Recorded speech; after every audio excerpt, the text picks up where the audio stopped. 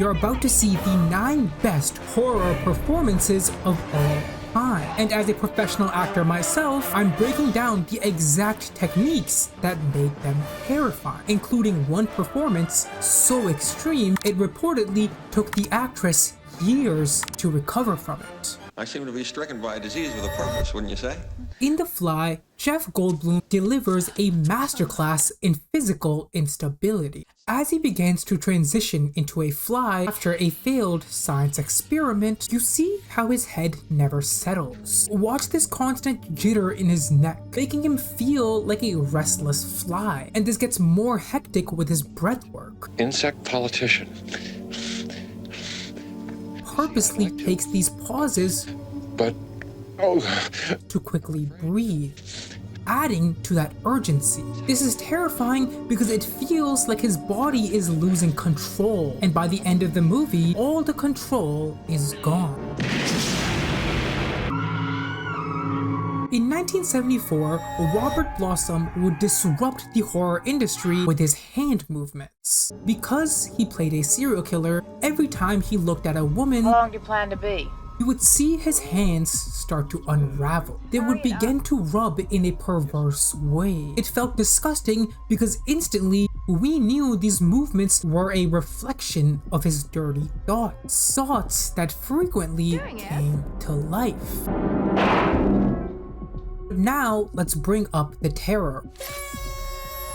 Keeping up with serial killers, Robin McLeavy in The Loved Ones does something really unsettling with her eyes. You would see how her eyes are constantly focused, like she's deeply immersed within the person, the victim. Everything else around her is simply noise. However, she would further elevate this eye acting in specific scenes like this one, where now her eyes became blank. Going to your house now.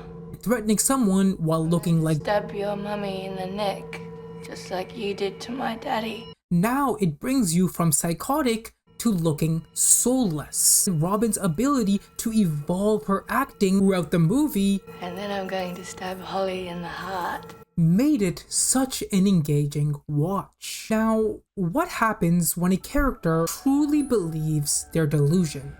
You get Sally Hawkins and bring her back, who plays a character that is convinced she can resurrect her dead daughter. And because she wants this to be true, her desperation is frightening. We can bring her back. Yeah. The more she talks about it, the more unhinged she becomes. Her energy keeps rising, tightly clinging onto anyone that might listen. But it's working! It's working! Let me go! He's gonna bring her back! Let me go! He's gonna bring her back! Let me go! Let me go! I don't have any more! And although this is already impressive, the really fascinating part is later in the movie, when this type of high-intensity approach doesn't work. So now we see a slightly calmer attempt at persuasion. Watch how her head rocks up and down. There is instability there. She's doing her best to keep control, but it's evident there is something bubbling underneath. You'll also hear how she says her lines with this shortened breath. He's gonna put Kathy inside you. Which further makes her feel like she has this exciting news, a message she really wants to get across, but she still wants to remain friendly. A friendliness that would quickly end as soon as the other girl asks, "What are you gonna do to me?" I'm gonna drown you in the pool now, love. Her face going blank for the first time made this such a hard-hitting threat. And we see the dark side of this black magic enthusiast. Now, entering the top 5, you're about to witness a level of acting you won't find in 99% of general movies. The best example of this is Urmila Matondkar, who plays a possessed demon in Kaun. There is a high level of creepiness in the way she holds her face here, who's particularly sinister because she actively taunts you and watches this man as his body slips to the floor, or the way she jumps around clapping like a little girl after stabbing someone in the back.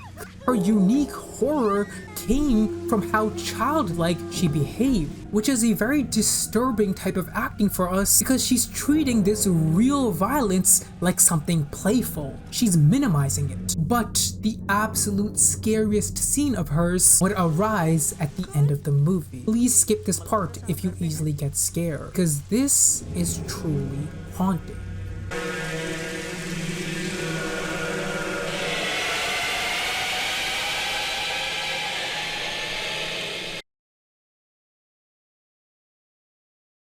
I'm not gonna hurt you. Jack Nicholson in The Shining chooses an acting trick that made him seriously alarming. Notice how there isn't one scene where he isn't actively moving. It gave him a hint of impulsiveness, which was especially notable in this specific scene. You extra foot-pounds of energy. Notice how he's whispering. So clearly, these type of lines would usually be said in a relaxed way. However, Jack betrays that tradition and decides to still make use of his body language. That contrast between his whispery tone and wild movements Second per second. is what made this truly captivating. Jack has found a way to be restless even when his words are calm.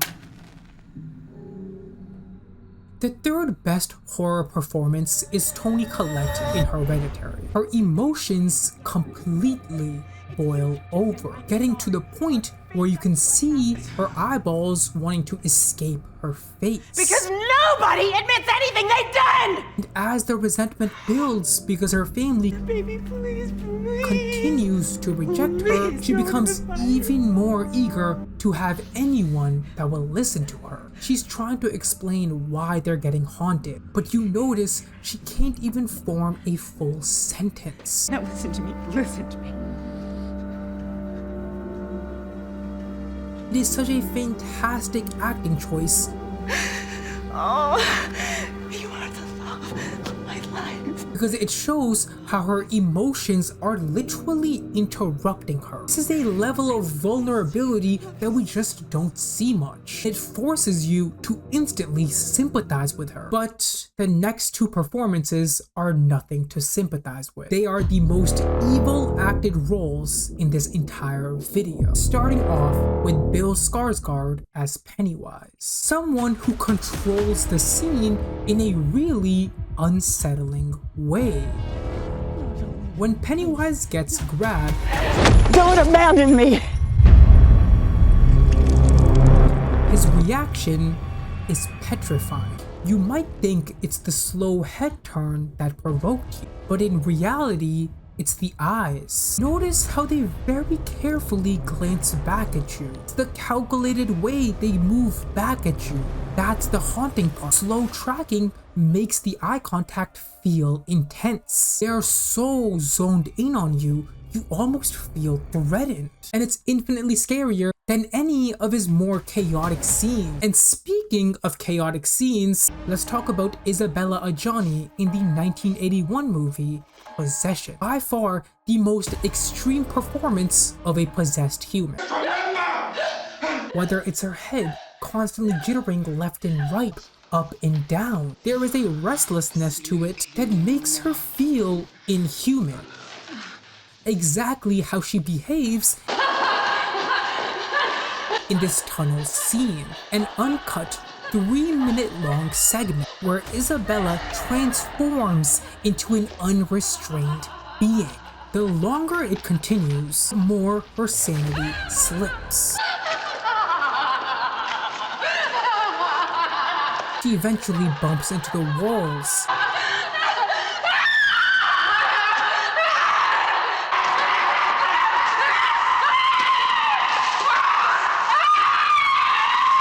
Then yells with her entire body, eventually entering this weird psychosis. No human soul remains in this body. Her head continues to swing backwards, like some outside force is commanding her. From an acting perspective, it's seriously impressive how she continues to make unhinged movements for this long. Movements that don't feel planned. Movements that take us by surprise. Remaining this unpredictable and this intense for an uncut 3-minute scene creates a truly jolting experience. Make sure you guys click this playlist for more acting reviews. I'll see you guys next week. Deuces. Ciao.